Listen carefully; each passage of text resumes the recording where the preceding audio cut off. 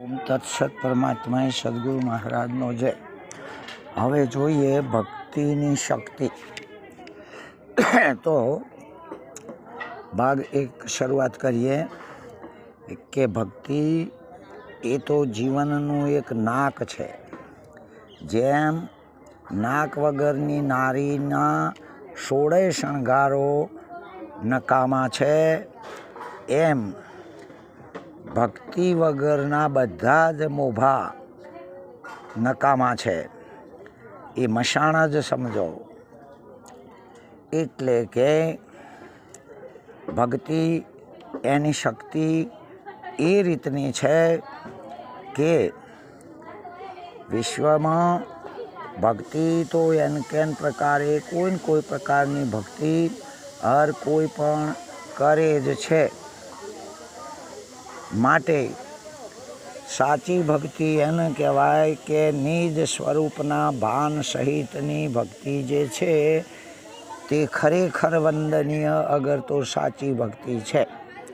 નરસિંહ મહેતા પણ કહે છે કે ભક્તિ ભૂતળ પદાર્થ મોટું બ્રહ્મલોકમાં નહીં, પુણ્ય કરી અમરાપુર પામ્યા અંતે 84ની મય.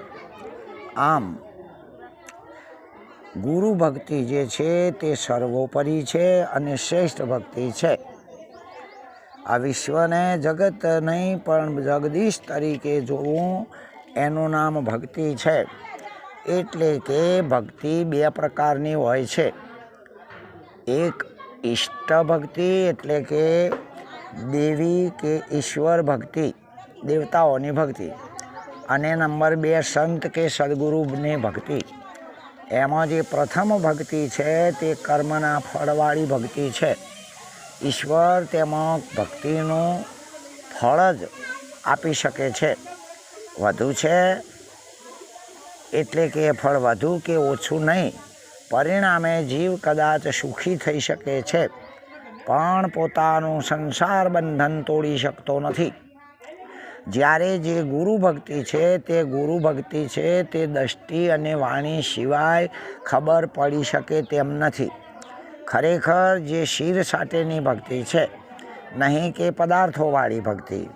વળી આ ગુરુ ભક્ત એટલા માટે પરમાત્માથી એકરૂપ થઈ મોક્ષ એટલે બ્રહ્મને પામી જાય છે. આપણા અનંત સુકૃત કર્મોનો ઉદય થાય છે ત્યારે આપણને માનવનો દેહ મળે છે. વળી સુસંસ્કાર અને ધર્મ પ્રત્યેની ભાવના તથા જીવના કલ્યાણના પ્રયત્નો હોય તો કોઈ સંત મિલન થઈ જાય છે. સંતો પ્રભુના સાકાર અવતારો છે. એક સાખી કહે છે કે સંત હરિ કા પોડિયા, કુંચી ઉનકે હાથ, સુંદર મેલા કર દિયા સદગુરુ મિલા દયાલ. એ આપણને ખોટો વહેમ, ખરાબ વિષય વ્યસનો અને અંધશ્રદ્ધાઓથી છોડાવી જાત અને ભાતની જાળ તોડી વર્ણાશ્રમ વિકારથી દૂર કરી શિલ્પી જેમ પથ્થરને મૂર્તિ બનાવે છે, એમ આપણને ચોરી જ્વારી માંસ દારૂ જુગાર જેવી બાબતોથી પ્રતિજ્ઞા દ્વારા મુક્ત કરાવી મનુષ્ય બનાવી દે છે. આમ મા બાપ તો શરીરનો જન્મ આપે છે, પણ સંતો આપણને મનુષ્યનો અવતાર આપે છે. આવા સંતના સહારા વગરની ભક્તિ કદાચ સ્વાર્થ કે દુઃખની નિવૃત્તિ માટેની જ હોઈ શકે છે. રામાયણની નવધા ભક્તિનો જે ભેદ છે તે પણ સંત જ સમજાવી શકે છે. તેઓ આપણને કહે છે કે સદગુરુના જે બોધ વચનો છે તેમાં પૂરેપૂરી નિષ્ઠા અથવા પ્રીતિ રાખી શ્રદ્ધા લાવી યુક્તિ પ્રયુક્તિ સહિત મૂળ હેતુનો નિર્ણય કરવો એ જ શ્રવણ ભક્તિ કહેવાય છે, નવધા ભક્તિમાંની. વળી જે જીવ પોતે જ બ્રહ્મ સ્વરૂપ છે, આવો બ્રહ્મવેત્તા દ્વારા થયેલો જે બોધ જાણી વિચારી તેના અધિકારી થઈ અડગ વિશ્વાસથી પોતાનું અને બ્રહ્મનું અભેદ ચિંતન કરવું તેને કીર્તન ભક્તિ કહેવાય છે. પોતાના ગુરુને ભૌતિક કોઈ પણ બાબતે જોયા સિવાય તેઓ બ્રહ્મ સ્વરૂપ છે જ, અને હું નિજ સ્વરૂપે બ્રહ્મ એવું ભાન થવું તેને સમરણ ભક્તિ કહેવાય છે. વળી સદગુરુ ચરણામૃતનું પાન કરવું અને જેથી જીવદશા પલટી શિવદશા એટલે બ્રહ્માવસ્થા થાય એને પાદ સેવન ભક્તિ કહેવાય છે. પોતાના સદગુરુ બ્રહ્મા વિષ્ણુ અને મહેશ સ્વરૂપ જ છે એ જ અર્ચન ભક્તિ કહેવાય છે. તથા અહોરનિશ ગુરુ ગુણ જ ગાવા તેમના ઉપર દ્વૈત બુદ્ધિ કદાપી પણ ના થાય એ રીતે કાયમ વિનય જાળવી આધીન થવું એ વંદન ભક્તિ છે. પંચશીલ વચનનો જરા પણ ભંગ કર્યા વગર સદગુરુના જ સેવક બનવું અને ગમે તેવી વિકટ પરિસ્થિતિમાં પણ અજ્ઞાનનો સંગ કર્યા સિવાય ગુરુ આજ્ઞાનું ભાવપૂર્વક વર્તન કરવું તે દાસ ભક્તિ છે. વળી સદગુરુનો સંગ કદાપી પણ તોડવો નહીં. ગુરુ ઉપર દયા કરુણા અને ઉપેક્ષાવાળી વૃત્તિ રાખી વર્તમાન જીવનમાં વર્તવું તે સખ્ય ભક્તિ એટલે સખા ભક્તિ કહેવાય છે. છેલ્લે તન મન ધન એટલે હું અને મારું સર્વ વચન સહિત અર્પણ કરી શિર સાટે આધીન થવું એ જ આત્મનિવેદન ભક્તિ કહેવાય છે. આમ સંતો આપણું જીવન સફળ બનાવી દેતા હોય છે. હવે આપણને સહેજે પણ થાય છે કે જીવન એટલે શું? કોઈ મહાપુરુષ ગાયા છે કે પગલો સંતોનો જ થાય જીવન ધન્ય ધન્ય બની જાય. તો આ જીવન એટલે શું? આપણે જે રાત દિવસ ઊંઘ સહિત સતત પ્રવૃત્તિઓ કરીએ છીએ એ તો કર્મ કહેવાય છે. પરંતુ જીવન એટલે તે કોઈ બજાર કે સગવવાલોમાં શોધવાથી મળતું નથી, પરંતુ પોતાના અસ્તિત્વની જાણકારી અથવા તો પોતે કોણ છે તે જાણવું એને જ જીવન કહેવાય છે. આમ પોતાની અસ્થિ જે છે એ કોઈ પણ અવસ્થામાં ગુમ થતી જ નથી, તેને જ જીવન કહેવાય છે. હવે પોતે હું તો છું જ અથવા તો હું બોલાય તો છે, પરંતુ આ હું તે શું છે એમાં કઈ બાબત રહેલી છે? આમ હું અને કાયમ હોવું આ બંનેને વચ્ચે જે ભેદ એ જ જીવન કહેવાય છે. વળી આ હું જે છે તેની જાણકારી પોતાના સિવાય બીજા કોઈ કે કશાથી પણ થતી જ નથી, અર્થાત સદગુરુની જરૂર છે. જેને અવાંગ મનઃગોચર કહે છે, અર્થાત મન સહિત સર્વ ઇન્દ્રિયોથી પણ જાણી શકાય નહીં એવું જે પોતાનું નિજ સ્વરૂપ તથા તેની અસ્થિ અગર તો અસ્તિત્વની સાબિતી એનું નામ જ જીવન કહેવાય છે. આવી બાબત ભગવાન સિવાય બીજો કોઈ પણ જાણી કે જણાવી શકે એમ નથી. આમ પોતે ભગવાન જ છે, એનું નામ જીવન છે. વળી પોતાને જે અનુભવ થાય છે એ અનુભવની અનુભૂતિ આનું નામ જ જીવન કહેવાય છે. આમ જાણકારી અને અનુભૂતિ બે જુદા જ છે. આમ હું છું અને હું કેવો છું તે વચ્ચેનો જે સંઘર્ષ અથવા તો તે સ્થિતિ ટકાવી રાખવી એ જ જીવન કહેવાય છે. સંતના સાનિધ્ય સિવાય આવી જીવન સવાર કદાપી પણ ઉગી શકતી નથી. આવી જીવન સવાર જેને ઉગી જાય છે પછી તેને કોઈ પણ કે કશું પણ થતું પણ નથી. હજારો લોકો અગર તો જીવો આવા જીવન સવારવાળા પુરુષની ઈચ્છા કરે છે. સિદ્ધિઓ જેના ચરણે રહે છે અને કાળ જેની સ્તુતિ કરે છે તે ફરીવાર કદાપી પણ મૃત્યુ પામતો જ નથી, અથવા તો બીજી માના કુંખે જન્મ લેતો જ નથી. આમ તેનું આવાગમન મટી જાય છે.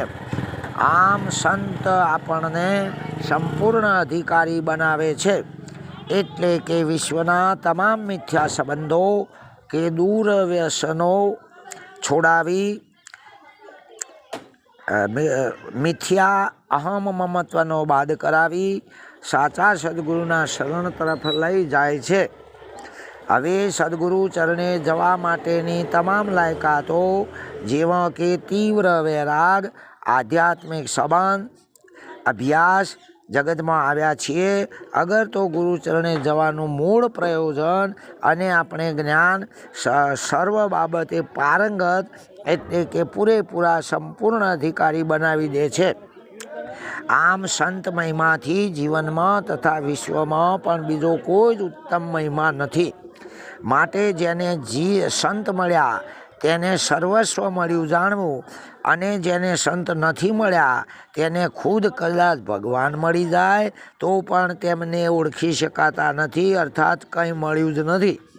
આમ સંત મિલન વગરનું જીવન નથી, પણ ઉણપ છે, અર્થાત જિંદગી કહેવાય છે. સંત આપણને સમજાવે છે કે જે સદગુરુ ભગવાનના સાચા ભક્તો છે તે અતિશય પ્રેમી હોય છે.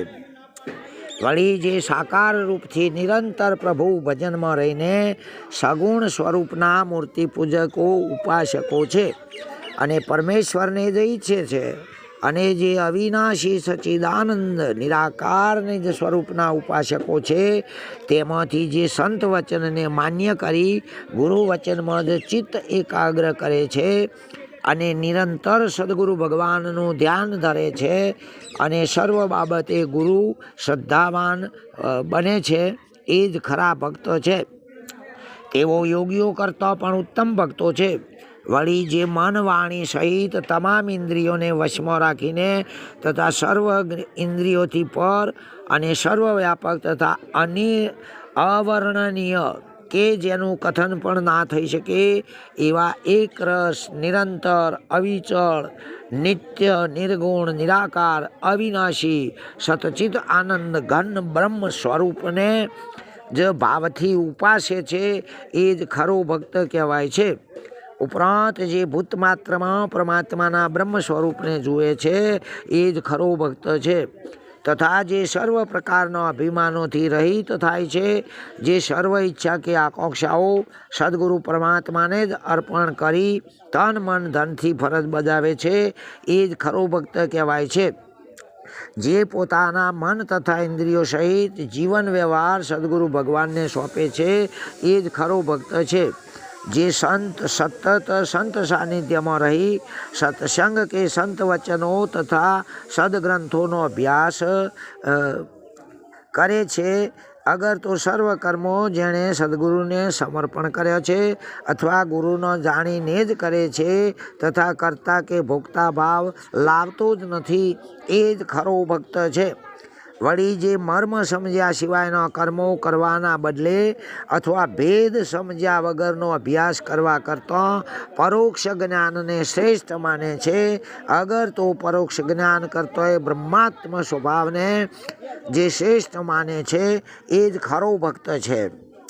વળી જે સર્વ બાબતે શાંત સ્વભાવનો રહીને કોઈમાં પણ દ્વૈત ભાવ રાખ્યા વિના જ સ્વાર્થ રહિત સૌનો પ્રેમી અને હેતુ રહિત દયાળુ થઈ તથા મમત્વ રહિત કે અહંકાર રહિત થઈ સુખ દુઃખમાં સમાન તથા ક્ષમાવાળો થાય છે, અર્થાત અપકારીને પણ ઉપકારી થાય છે, એ જ ખરો ભક્ત છે.